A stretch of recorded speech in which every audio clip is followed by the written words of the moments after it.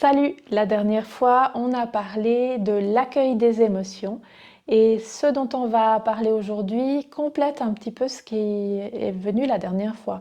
Parce qu'effectivement, une fois qu'on a pu accueillir l'émotion, qu'on a pu voir qu'est-ce qu'il y a comme besoin derrière, alors c'est important de savoir comment le communiquer à l'autre aussi. Et tu as peut-être entendu parler de la CNV, la communication non violente. Alors on fait un petit point sur cette technique très simple finalement, mais qu'il est bien d'entraîner parce que ça ne vient pas forcément naturellement. Donc dans un premier temps, on reste sur des faits concrets. Tu vas raconter à ton partenaire la petite situation qui t'a peut-être déplu. Par exemple, quand tu es rentré du travail et que tu as commencé à lire un livre, donc ça c'est des faits concrets, il n'y a pas du tout de jugement, ça s'est passé comme ça. Ensuite tu vas parler de toi, de tes ressentis. Par exemple, je me suis sentie un peu triste, je me suis sentie un peu seule parce qu'en fait j'avais besoin, tu parles de tes besoins, à ce moment-là j'avais besoin de me sentir écoutée, de me sentir soutenue parce que j'ai passé une mauvaise journée. Et ensuite, tu vas faire une demande, une proposition, par exemple. Ça te dirait que quand on rentre le soir, on prenne juste un petit moment, on se prend dans les bras et on se demande l'un l'autre comment ça a été notre journée. Comme ça permettrait, s'il y a eu quelque chose de spécial, de pouvoir le partager. Qu'est-ce que tu en penses? C'est important de demander du coup qu'est-ce que l'autre en pense parce que l'autre a peut-être d'autres besoins.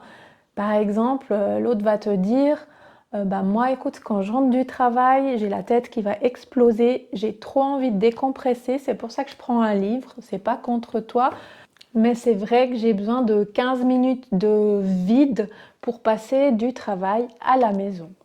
Et tu vas parler des conséquences positives que ça aurait si cette demande, vous la mettiez en place. Par exemple, moi je pense que ça nous permettrait en fait de renforcer notre connexion, de notre complexité aussi et de nous sentir les deux accueillis. Ça permettrait aussi en fait de déposer nos émotions pour pouvoir bien continuer la fin de journée ensemble.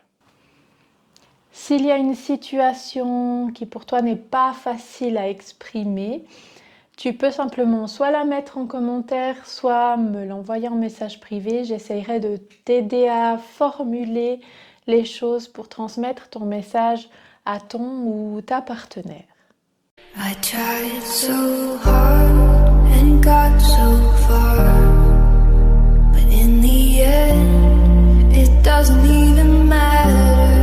I had to fall to lose it all. In the end, it doesn't even matter.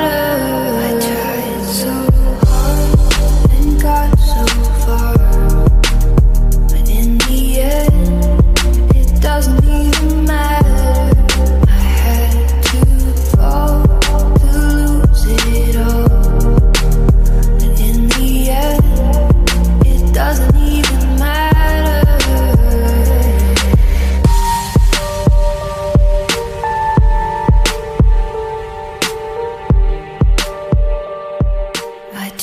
So hard and got so far, but in the end it doesn't even matter. I had to fall to lose it all, but in the end it doesn't even matter.